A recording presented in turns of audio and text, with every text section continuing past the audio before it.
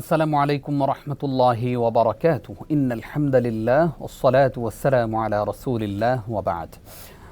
প্রিয় দর্শক, পৃথিবীর যে প্রান্ত থেকেই এই মুহূর্তে আপনারা দেখছেন ডিবিসি নিউজের পর্দায় আপনাদের জুমাবারের বিশেষ আয়োজন নতুন ধরা নিবেদিত ইসলাম ও জীবন সোয়াল জবাব। আপনাদের সকলকে আলো ছড়ানো এই আয়োজনে আজকে স্বাগত জানাচ্ছি আমি নিজাম বিন মুহিব। প্রিয় দর্শক, প্রতি পর্বেই আমরা একজন সম্মানিত অতিথির মাধ্যমে আমরা গুরুত্বপূর্ণ একটি বিষয় আলোচনা শুনে থাকি। আজকেও আমরা আমন্ত্রণ জানিয়েছি আমাদের একজন প্রিয় স্কলারকে। আমাদের সঙ্গে রয়েছেন মিসবাহুল উলুম কামিল মাদ্রাসার স্বনামধন্য প্রধান মুহাদ্দিস ফদিলাতুশ শেখ মুহাদ্দিস মাহমুদুল হাসান। আসসালামু আলাইকুম রহমতুল্লাহি ওয়া বারাকাতুহু। ওয়ালাইকুম আসসালাম রহমতুল্লাহি ওয়া বারাকাতুহু। শেখ কেমন আছেন? আলহামদুলিল্লাহ, আপনি কেমন আছেন? আলহামদুলিল্লাহ, আমরা ভালো আছি। আপনাকে আমাদের এই ডিবিসি নিউজের আজকের পর্বে স্বাগত জানাচ্ছি। শুকরান, জাযাকাল্লাহ। আমরা প্রতি জুমাবারে একটি বিশেষ বিষয় নিয়ে আমরা আলোচনা উপস্থাপন করে থাকি আপনাদের মতো স্কলারদের মাধ্যমে। আজকে আমরা শুনতে চাই রোজার শিক্ষা সম্পর্কে। জি, মাহে রমাদান চলছে। রমাদানের এই সময়টাতে আসলে আমরা অনেকেই সিয়াম পালন করি ঠিকই, কিন্তু এই সিয়াম আমাদেরকে কি শিক্ষা দিয়ে যায়, এই সিয়ামের শিক্ষায় কিভাবে আমি বাকি জীবনটাকে আলোকিত করতে পারি, সেই জ্ঞান না থাকার কারণে আমরা অনেক পিছিয়ে থাকি, জ্ঞান শূন্য থাকি। আমাদের সেই জ্ঞান ভাণ্ডারকে সমৃদ্ধ করতে সিয়াম আমাদেরকে কি শিক্ষা দিয়ে যায়, যে শিক্ষা আমাদের বাকি জীবনে কাজে লাগবে। জি, অনেক ধন্যবাদ আপনাকে। আল্লাহ সুবহানাহু ওয়া তাআলা মুসলিম উম্মাকে 12টি মাসের মধ্যে বছরে একটি মাসকে সিয়াম সাধনাকে ফরজ করে দিয়েছেন, এই জন্যে যে সিয়ামের মাধ্যমে মানুষ তার অন্তরাত্মাকে আলোকিত করতে পারে, পরিশুদ্ধ করতে পারে, তার মনোজগৎকে সিয়ামের নূর দিয়ে উদ্ভাসিত করতে পারে। এর একটি উপমা আপনি লক্ষ্য করবেন যে সিয়ামের মাধ্যমে মানুষ সারাদিন অভুক্ত থাকে, আর এই অভুক্ত থাকার মধ্য দিয়ে মানুষের প্রতিটি অঙ্গ প্রত্যঙ্গ আল্লাহমুখী হওয়ার চেষ্টা করে। মানুষ যখন অভুক্ত থাকে, পেট শূন্য খাবার থাকে, তখন সে কিন্তু ধীরে ধীরে তার ব্রেনটা সক্রিয় হয়। আপনি খেয়াল করবেন, মানুষ যখন স্টোমাকে প্রচুর পরিমাণ খাবার থাকে তখন তার ভেতরে একটা দুর্বলতা কাজ করে শারীরিক, কিন্তু মানুষের স্টোমাক যখন ফাঁকা হয়ে যায় তখন তার ব্রেনটা অ্যাক্টিভ হয়। আর ব্রেন যখন সক্রিয় হয়, ব্রেনের সেলগুলো যখন বেশি ক্রিয়েটিভ থাকে, তখন মানুষের চিন্তা শক্তি বেড়ে যায়, তখন সে ভালো কিছু ভাবতে শুরু করে। আর আল্লাহ সুবহানাহু ওয়া তাআলা এই কারণেই মাহে রমজানে তিনি কোরআন আল কারীম নাজিল করেছেন, যাতে করে মানুষ এই সিয়াম সাধনারত অবস্থায়, অভুক্ত ফাস্টিং অবস্থায় সে যেন কোরআনে কারীমের চর্চা, এর গবেষণাকে সে বাড়িয়ে দিতে পারে। মাহে রমজানের অন্যতম একটি শিক্ষা হচ্ছে কোরআনে কারীম নিয়ে চিন্তা করা, গবেষণা করা, এবং এটি আমাদের গোটা বাস্তব জীবনের বিভিন্ন দিক এবং বিভাগে সেটাকে অ্যাপ্লাই করা। আল্লাহ তাআলা কোরআনে কারীমে যেটি বলেছেন, সূরা বাকারার 185 নম্বর আয়াতে আল্লাহ বলছেন, শাহরু রমাদান আল্লাযী উনজিলা ফীহিল কোরআন। রমজান সেই মাস যে মাসে কোরআনে কারীম নাজিল করা হয়েছে। ফলে মাহে রমজানের অন্যতম একটি শিক্ষা হচ্ছে কোরআনমুখী জীবনযাপন করা। আর এই কোরআনমুখী জীবনযাপন করার মধ্য দিয়ে একজন মানুষের চূড়ান্ত বাস্তবতা হলো সে মুত্তাকি হতে পারে, সে তাকওয়াবান হতে পারে। আর তাকওয়ার বাস্তবতাটা হলো মানুষের প্রতিটি অঙ্গ প্রত্যঙ্গ নিয়ন্ত্রিত হয়ে যাওয়া। আমি আমার মতো করে একটু ব্যাখ্যা করি। যেমন আমরা সবাই বলি তাকওয়া বা মুত্তাকি হওয়া, কিন্তু মুত্তাকি বা তাকওয়ার বাস্তবতাটা কি? বাস্তবতাটা হচ্ছে একজন মানুষের প্রতিটি অঙ্গ প্রত্যঙ্গ আল্লাহর আনুগত্যের সামনে গিয়ে সে অবনত হয়ে যাবে। আল্লাহ যা বলেছেন তাই করবে, আল্লাহ যা নিষেধ করেছেন তা সে কখনো করবে না। এটাই হলো তাকওয়া। এই জন্যে আল্লাহ তাআলা কিন্তু কোরআনে কারীমে এটাই বলেছেন, লাআল্লাকুম তাত্তাকুন, তোমাদের উপর রোজা এই জন্য দেওয়া হয়েছে যেন তোমরা আল্লাহ সচেতন হতে পারো। আল্লাহ রাব্বুল আলামিনের বিধানের আলোকে তোমার গোটা জীবন এবং জিন্দেগিকে তুমি সাজিয়ে নিতে পারো। দেখুন, এই তাকওয়ার মাধ্যমে আমরা 4টা জিনিস অর্জন করি, 4টা শিক্ষা আমরা পাই মাহে রমজানের সিয়ামের মধ্য দিয়ে, তাকওয়ার মধ্য দিয়ে। হযরত আলী ইবনে আবি তালিব রাদিয়াল্লাহু তাআলা আনহু তিনি বলেছেন, তাকওয়ার 4টা মিনিং। এক, আল খাউফু মিনাল জালিল, আল্লাহ সুবহানাহু ওয়া তাআলাকে যথার্থভাবে ভয় করা। আল্লাহ রাব্বুল আলামিনকে ভয় করার মানেই হচ্ছে জীবনের সকল কাজে, সকল দিকে, সকল বিভাগে, আমার আচরণে, আমার মুআমালাতে, আমার ব্যবসা বাণিজ্য, আমার লেনদেন, আমার চাকরি বাকরি, আমার ওঠা বসা, তাই না, আমার নিদ্রা থেকে নিদ্রা বিছানা থেকে শুরু করে আবার বিছানা যাওয়া পর্যন্ত, নিদ্রা ভেঙে আবার নিদ্রা যাওয়া পর্যন্ত, আমার সকল কাজের মধ্য দিয়ে আমি আল্লাহ সুবহানাহু ওয়া তাআলাকে আমার নিজের চেতনায় রাখা, আমার নিজের মনোজগতে আল্লাহর উপস্থিতি অনুভব করা, এবং সেই আলোকে আমি আমার বৈধতার মানদণ্ডে প্রত্যেকটা কাজকে আমি মানে আমল করার চেষ্টা করে, এটা হচ্ছে আল খাউফ মিনাল জালিল। আর 2 নম্বরে হচ্ছে মাহে রমজানের তাকওয়ার মধ্য দিয়ে আরেকটা শিক্ষা আমরা অর্জন করি, ওয়ালা আমালু বিত্তানজিল, আল্লাহ তাআলা যা কিছু নাজিল করেছেন আমাদের জন্য সেটার উপরে আমল করার চেষ্টা করা। আর আল্লাহ তাআলা নাজিল করেছেন পরিপূর্ণ কোরআন, 30 পারা কোরআন। এই 30 পারা কোরআনের মধ্যে ব্যক্তি, পরিবার, সমাজ, রাষ্ট্র, শিক্ষা, মানুষের ব্যবসা বাণিজ্য, বিয়ে শাদী থেকে শুরু করে মানব জীবনের প্রতিটি দিক এবং বিভাগকে আল্লাহ তাআলা পরিশুদ্ধ পরিশীলিত পন্থায় আল্লাহ তাআলা নির্ভুলভাবে উপস্থাপন করেছেন। সুতরাং আমি আমার জীবনকে যদি সুন্দর করতে চাই, আমি যদি একজন ভালো মানুষ হতে চাই, আমি যদি একজন আলোকিত মানুষ হতে চাই, তাহলে আমাকে কোরআনে কারীমের কাছে আমাকে যেতে হবে আমার জীবনটাকে পরিচালনা করবার জন্য। আর তাকওয়ার এটি একটি গুরুত্বপূর্ণ শিক্ষা যে কোরআনে কারীমে যা এসেছে তার উপরে আমল করা। 3 নম্বরে হচ্ছে আমরা আরেকটা শিক্ষা অর্জন করতে পারি, সেটা রিদা বিল কালিল, অল্পে সন্তুষ্ট থাকা। এটা কিন্তু আমাদের মাহে রমজানের একটি শিক্ষা। সারাদিন আমার সামনে হাজারো খাবার আছে, আমি খাচ্ছি না, কারণ আমি নিজেকে তখন সংযম করছি। তার মানে হচ্ছে একজন মানুষ অল্পের উপরে সে থাকবে, হালালের উপরে থাকার চেষ্টা করবে। আর হারাম আমার সামনে ঘুরবে চতুর্দিকে, আমার ডানে হারাম বামে হারাম, কিন্তু আমি হারামের দিকে যাব না, আমি হালালের উপরেই আমার জীবনটাকে পরিচালনা করব। এটি মাহে রমজানের গুরুত্বপূর্ণ একটি শিক্ষা। দেখুন ইনশাআল্লাহ। জি, জাযাকাল্লাহ খাইর। উস্তাদ, আমাদেরকে একজন আমাদের দর্শক তিনি প্রশ্ন করছেন, আমাদের সঙ্গে যুক্ত আছেন। আসসালামু আলাইকুম। আমাদের দর্শক তিনি প্রশ্ন করেছেন যে চুল দাড়ি যদি সাদা হয়ে যায়, এটা কি আমরা সাদাই রাখবো নাকি এটা কোনো কালার করা যাবে? আর এই যে বাজারে বিক্রি হয় অনেক ধরনের কালার, সেগুলো ইউজ করা যাবে কিনা? সর্বোপরি কালারও যদি করি, আমরা কোন কালার করব? অনেক ধন্যবাদ আমাদের দর্শককে। হযরত আবু বকর রাদিয়াল্লাহু তাআলা আনহু, তার বাবা আবু কুহাফা খুবই বার্ধক্যে পৌঁছে গিয়েছিলেন, চুল দাড়ি তার সব কিছু সাদা হয়ে গিয়েছিল। তো একবার হযরত আবু বকর রাদিয়াল্লাহু তাআলা তার বাবাকে নিয়ে রাসূল সাল্লাল্লাহু আলাইহি ওয়াসাল্লামের কাছে গেলেন দেখা করার জন্য, তার সোহবতের জন্য। তখন রাসূল সাল্লাল্লাহু আলাইহি ওয়াসাল্লাম আবু বকর রাদিয়াল্লাহু তাআলা আনহুকে বললেন যে তোমার বাবার চুল দাড়ি সব সাদা হয়ে গেছে, আপনার বাবার চুল দাড়ি সাদা হয়ে গেছে, গাইয়েরুহা, আপনি এটাকে একটু কালার করে দিন, একটু নতুন করে দিন, অন্য কালার করে দিন।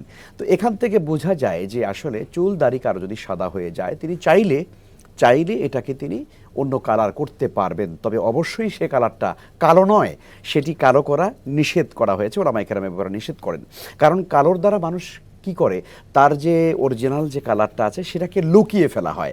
আর এইভাবে লুকিয়ে তার নিজের বয়স গোপন করা, নিজের অবস্থাটাকে মানুষের কাছে অপ্রকাশিত রাখা, এটা ইসলাম কখনো পছন্দ করে না। বরং আপনি কালার করতে পারেন, এবং সেটা মক্কাতে বা তদানীন্তন সময়ে রাসূল সাল্লাল্লাহু আলাইহি ওয়াসাল্লামের জামানায় যে কালারটি করা হতো সেটা কিছুটা মেহেদি কালার জাতীয়, স্কিন নামক একটা ঘাস ছিল, এইটার সমন্বয়ে কয়েকটা জিনিসকে বেটে বা কালার করে একসঙ্গে দেওয়া হতো। তো এখন আমরা যে মেহেদি কালারটা ব্যবহার করি, বাজারে যে মেহেদির গুঁড়া পাওয়া যায়, অরিজিনাল যদি মেহেদি পাতার গুঁড়া হয় তাহলে সেটা ব্যবহার করতে কোনো অসুবিধা নেই, তবে কালো নয়। এবং এমন কোনো কালারও ব্যবহার করা যাবে না যে কারণে আপনার চুলের উপরে কোনো আবরণ পড়ে যায়, প্লাস্টিক জাতীয় কোনো আবরণ পড়ে যায়, যাতে করে আপনার অজু হবে না, গোসল হবে না, সেটা ব্যবহার করা যাবে না। কালো অ্যাভয়েড করা যাবে, অন্য যে কোনো কালার আপনি দিতে পারবেন, করতে পারবেন ইনশাআল্লাহ। তিনি আরেকটি প্রশ্ন করেছিলেন যে আসলে দাড়ি যদি রাখি আমরা, তাহলে কতটুকু রাখতে হবে? মানে দাড়িটা লম্বা কতটুকু হবে? কেউ তো ছেটে রাখেন, কেউ একদম মনে হয় মার্জিন করে করে একদম ছোট্ট করে পাতলা করে রাখেন। আসলে কতটুকু লম্বা? আসলে হাদিসের মধ্যে দাড়ি রাখবার ব্যাপারে যত শব্দ আসছে, সকল শব্দগুলোর মূল অর্থ এভাবে যে আফুল লুহা, এফাউল লেহিয়া, তাই না, এই শব্দগুলো ব্যবহার করা হয়েছে। তার মানে দাড়িকে ছেড়ে দাও, দাড়িকে ছেড়ে দাও, দাড়িকে বাড়তে দাও, এভাবে করে। অর্থাৎ দাড়িকে আসলে মূলত আমরা যেভাবে করে একদম কেটে ছেটে বা একটু করে, অথবা এক কর পরিমাণ, অথবা দূর থেকে দেখলে 40 হাত দূর থেকে দেখলে যদি বোঝা যায় তাহলে হয়ে যাবে, এগুলো খুব ঠুনকো যুক্তি, এগুলো ঠিক না। সঠিক শব্দ হাদিসের এভাবেই এসেছে, তোমার দাড়িকে ছেটে দাও। তবে একথা সত্য, দাড়িকে ছেড়ে দাও একথার মানে এই না যে দাড়ি ছাড়তে ছাড়তে একবার নাভি পর্যন্ত নিয়ে আসলেন, এটাও কিন্তু ইসলাম বলে না। কারণ আমরা জানি যে পৃথিবীতে একটি জাতি আছে, তারা কিন্তু দাড়ি কখনোই কাটে না, একদমই ছেড়ে দেয়। তারা ইহুদি। অর্থাৎ আমি ইহুদিদেরকে দেখেছি, আমেরিকাতে অনেক ইহুদিদেরকে দেখেছি, তাদের অনেক লম্বা লম্বা দাড়ি থাকে। কিন্তু ইসলামে এখানে একটু ব্যতিক্রম আছে, সেটা হলো আপনি দাড়ি ছেড়ে দেবেন ঠিকই আছে, কিন্তু একটা পর্যন্ত এটা একটা মানে কি বলবো, একটা সৌন্দর্য আছে এবং একটা মানে মিডল, একটা মধ্যম পন্থা আছে। কিন্তু আপনি ছেড়ে দিবেন বলতে একদম এটা হাঁটু পর্যন্ত নেমে গেলে তো আর হবে না, এটা একটা মধ্য পন্থা আছে। আর সেটা হচ্ছে আপনি এক মুষ্টি পরিমাণ, ওলামায়ে কেরাম বলেন একজন মানুষ তার দাড়িতে হাত দিলে, আমি একটু দেখাই দর্শক তাদেরকে, এভাবে করে ধরলে পরে আপনার দাড়ির এখান থেকে একটু বেরিয়ে আছে, এটা এক মুষ্টি পরিমাণ হয়ে গেল। এতটুকুন হলে আলহামদুলিল্লাহ আপনার দাড়ির স্বাভাবিক রাখার যে হুকুম সেটা আদায় হয়ে যাবে। জাযাকাল্লাহ খাইর। আসবো আপনার কাছে আবার ইনশাআল্লাহ ছোট্ট একটি বিরতির পর। প্রিয় দর্শক, আপনারা দেখছেন ডিবিসি নিউজের জুমাবারের বিশেষ আয়োজন নতুন ধরা নিবেদিত ইসলাম ও জীবন সোয়াল জবাব অনুষ্ঠানের এই পর্যায়ে ছোট্ট একটি বিরতি নিচ্ছি, আমাদের সঙ্গে।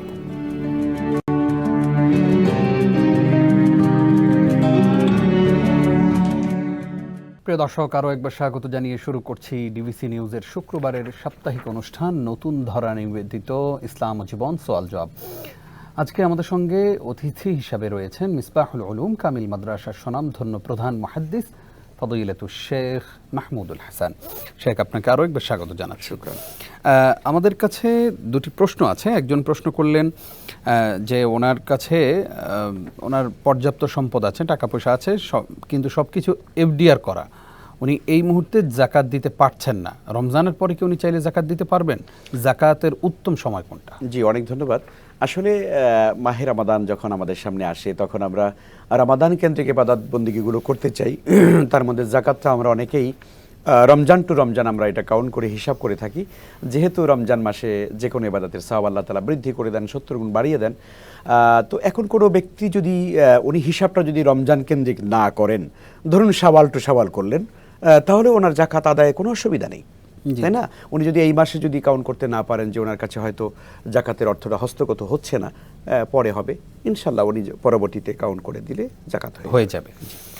একজন জানতে চেয়েছেন, ওনার কাছে 7.5 ভরির উপরে স্বর্ণ আছে, তো কিন্তু ওনার কাছে কোনো নগদ টাকা নাই যে উনি এটার জাকাত দিবেন। জি, ওনার ক্রেডিট কার্ড আছে, সেই ক্রেডিট কার্ড থেকে লোন করে জাকাত পরিশোধ করতে পারবেন কিনা? জি, অনেক ধন্যবাদ। দর্শককে আমরা বলি, আসলে স্বর্ণ যদি কারো কাছে থাকে, নগদ যদি টাকা নাও থাকে, তাহলে আসলে কোনো টাকা নেই, ধরুন ক্রেডিট কার্ডটাও নাই, আমরা সেই বিষয়টা একটু আগে বলে নেই। ধরুন আপনার কাছে শুধু স্বর্ণই আছে, আদৌ কোনো আপনার কাছে ক্যাশ নেই, তখন আপনি জাকাত কিভাবে দিবেন?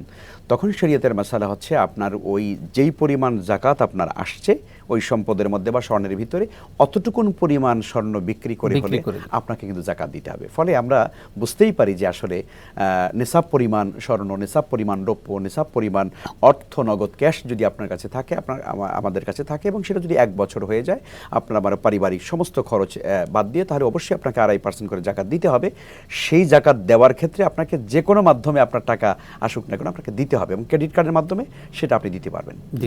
জি শেখ, মাহে রমাদানের এই সময়টাতে আমরা রমজানের শিক্ষা নিয়ে আলোচনা করছিলাম। আমরা এই যে সারাদিন অভুক্ত থাকি, আমাদের অন্য মাসগুলোতে আমাদের সামনে কত ভিক্ষুক আমাদের কাছে এসে হাত পাতে যে আমি একটু ভাত খাবো, আমাকে কিছু টাকা দেন। সেই অভুক্ত মানুষদের যে কষ্ট, সেটা আমরা উপলব্ধি করি না। আমরা 2 টাকা দেই, আমরা গাড়িতে টোকা দিলে আমরা বিরক্ত হই যে সামনে যাও। আবার রমজানেও অনেকে বাসায় যখন কেউ হাত পাতে যে আমাকে একটু ইফতারি দেন, তখন আমরা বলি মাফ করো, মানে সারা বছর এই মাফের উপরেই আছেন আর কি উনি।